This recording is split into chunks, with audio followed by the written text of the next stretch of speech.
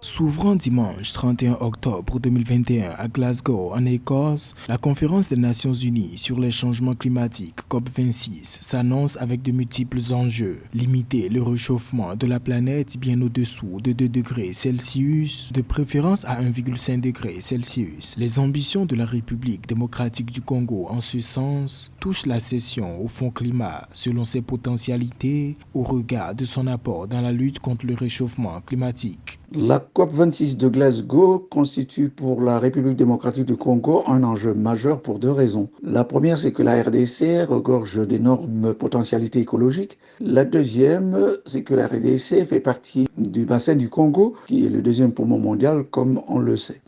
Renforcer la capacité de résistance et d'adaptation des régions les plus vulnérables doit aller de pair avec des efforts pour incorporer des mesures dans les politiques nationales de lutte contre les changements climatiques. Les dommages annuels moyens causés par les catastrophes naturelles en RD Congo se chiffrent selon les données officielles à plus de 100 milliards de dollars, avec une dépense annuelle de 6 milliards de dollars affectée à la gestion des risques. La RDC devrait mener des négociations profondes avec les partenaires en insistant sur la répartition équitable du financement climatique qui veut que la RDC puisse avoir un poids et une place dans ce contexte. Et en même temps, c'est l'occasion pour la RDC de mettre en place un système de résilience, c'est-à-dire sa capacité à réagir face aux effets du changement climatique à venir. Depuis la 21e conférence de l'ONU sur le changement climatique COP21, la RD Congo s'est engagée à réduire ses émissions de gaz à effet de serre de 17% entre 2021 et 2030. Au-delà des secteurs de l'agriculture, de la foresterie et de l'énergie, le gouvernement a ajouté le transport, le déchet ainsi que le retraçage des polluants atmosphériques